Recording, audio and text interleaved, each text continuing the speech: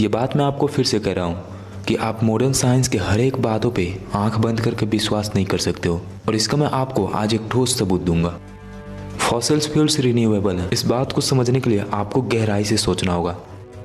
पहला पॉइंट आपको अपने माइंड में ये रखना है कि फॉसिल फ्यूल्स धरती के अंदर बनना बंद नहीं हुआ है, वो अभी भी लगातार बन रहा है, क्योंकि सॉइल्स फॉर्मेशन की वजह से धरती के अंदर रॉ मटेरियल्स लगातार पहुंच रहा है।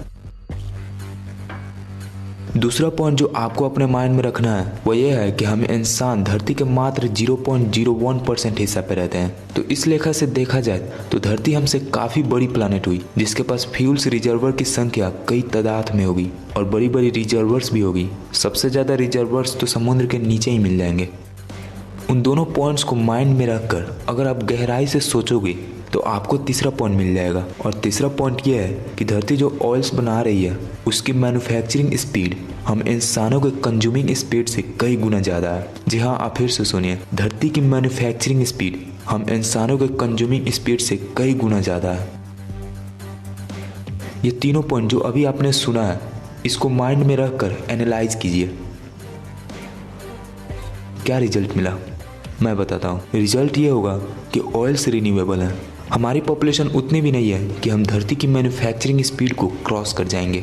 इन सभी बातों को अगर आप गहराई से समझ गए होंगे तो आपको अभी ही पता चल गया होगा कि ऑयल्स रिन्यूएबल है। जिन लोगों को समझ नहीं आया वो बाद में सोच सकते हैं, लेकिन विश्वास दिलाने के लिए मैं आपको एक और बात बताना चाहता हूँ।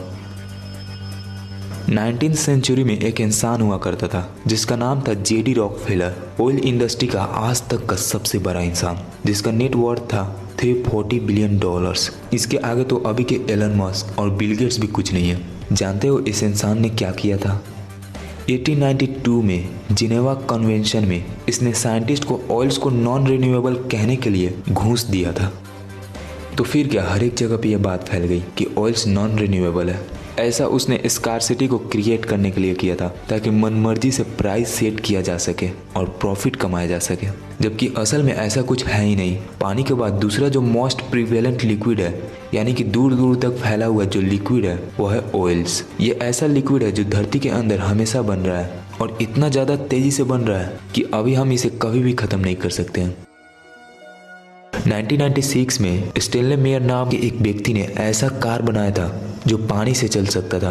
अब चाहे वो पानी नल का हो, बारिश का हो या फिर समुद्र का, वो किसी भी तरह के पानी से चल सकता था।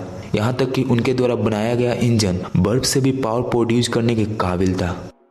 अब इस इन्वेंशन से सबसे ज़्यादा नुकसान ऑयल इंडस्ट्री वाले को हो रहा था। तो आप समझ ही सकते हो कि बात कितनी आगे बढ़ गई होगी। अंतिम बार स्टेनले मेयर अपने भाई के साथ एक रेस्टोरेंट में गए। वहां पे जाकर उन्होंने जूस पिया और कुछ ही पल में गला पकड़कर खांसने लगे। वो खांसते खांसते रेस्टोरेंट के बाहर आए और वॉमिटिंग भी करने लगे। फिर उन्होंने अपना आखिरी लाइन बोला, दे पॉइजन मी। आप अपना ये शक भी दूर कर लीजिए कि अगर पानी पे चलने वाली गाड़ी होती तो इसका मतलब ये नहीं है कि पानी पृथ्वी से खत्म हो जाता। वैसे आपको ये कहा जाता है कि सेव एनवायरनमेंट, हवा को पॉल्यूट मत करो। अगर उन लोगों का यही मकसद होता तो पानी पे चलने वाली गाड़ी लॉन्च हो गई रहती, लेकिन ऐसा कुछ नहीं हुआ। उस टेक्नोलॉजी को दबा दिया गया, क्योंकि अगर वो लॉन्च कर देते तो लोगों को फ्यूल फ्री में जो मिलने लगता। आप और भी सच सुनना चाहते हैं तो सुनिए। वेदर को मॉडिफाई किया जा रहा है, इसलिए तो कई सारे जगह पे बादल के अजीब तरह के पैटर्न दिख रहे हैं। एनवायरनमेंट को अपने अनुसार बदलकर आपसे ये कहा जा रहा है कि ये सब ग्लोबल वार्मिंग की वजह से हो रहा है। अगर ग्लोबल वार्मिंग कार्बन के इमिशन की वजह से हो रहा है तो उन्होंने पानी पर चलने वाली गाड़ी को क्यों नहीं लॉन्च किया? वैसे एवोल्यूशन थ्योरी भी गलत है। अगर आप इसे गहराई से समझोगे तो आपको सब कुछ समझ में आने लगेगा। आप इस बात को मानो या ना मानो, पर आप इतना तो मानते ही होंगे कि एवोल्यूशन थ्योरी सिर्फ एक थ्योरी है। ये 100% सही साबित नहीं हुआ है। ये एक कॉन्स्पिरेसी थ्योरी है। तो ऐसा है तो इसको स्कूलों में 100% फैक्ट बताकर क्यों पढ़ाया जाता है?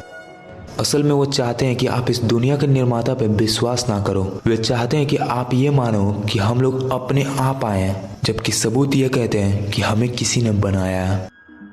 ज़्यादातर लोगों को जागरूक होना ही पड़ेगा, नहीं तो ऐसे ही वे लोग आपको फेक वर्ल्ड में रखेंगे, आपसे ज़रूरी इन्फॉर्मेशन छुपाएंगे, अपने फ़ायदे के लिए लोगों को भी मारेंगे। ऐसा तब तक चलता रहेगा जब तक ज़्यादातर लोग जागरूक ना हो जाएं। मैं ज़्यादातर लोग इसलिए कह रहा हूँ क्योंकि आप सभी लोगों को जागरूक नहीं कर सकते हो।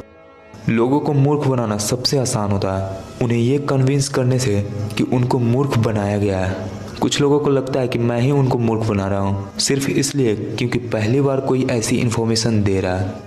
मैं आपको मूर्ख नहीं बना रहा हूँ यार, आपको पहले से ही मूर्ख बना कर रखा गया है। मैं आपके पास सीक्रेट्स इन्फॉर्मेशन को लाने का काम करता हूँ। अभी आपका सामना सच से हो रहा है, इसलिए आपको ऐसा लग रहा है। वैसे आप सच को सुनने का उम्मीद किससे रखते हो? आपको क्या लगता है कि बड़े बड़े एजेंसीज, वेबसाइट, न्यूज चैनल्स जो सब रूलर्स के कंट्रोल में है, वह सब आपको सच बताएंगे? कोई अपने पैर पे कुल्हाड़ी मारता है क्या? जो आपको इल्यूजन में डाल रहा है वो आपको इल्यूजन से निकालेगा क्या?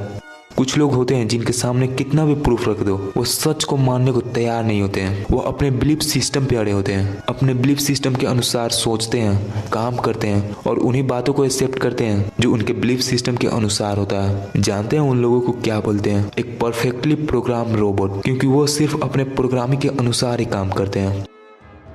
वैसे क्या आप एक बात जानते हैं? एक रिसर्च में ये पाया गया है कि लोग उन बातों पे आसानी से विश्वास कर लेते हैं जिसे साइंस कहकर फैला दिया जाता है, अब चाहे वो बात झूठ ही क्यों ना हो।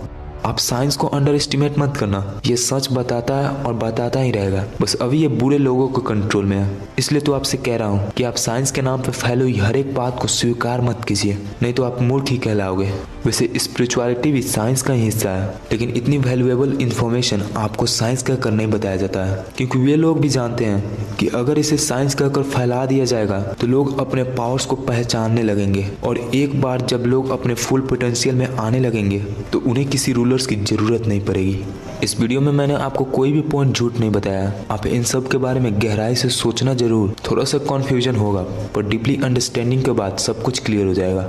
अगले वीडियो में मैं इस मॉडर्न वर्ल्ड के बारे में एक सबसे डरावनी सच बताऊंगा, लेकिन हाँ कुछ लिमिट में ही, क्योंकि ये आप भी जानते हो कि मैं यूट्यूब पे ज़्यादा गहराई में नहीं जा सकता, इंस्टा पे भी नहीं जा सकता हूँ। इसलिए अगर आप सच्चाई को और गहराई से सुनना चाहते हो तो आपको मेरे टेलीग्राम चैनल पे आना होगा, वहाँ पे आप ज्वाइन कर लो, क्योंकि वहाँ पे मैं कोविड को भी एक्सपोज करूँगा।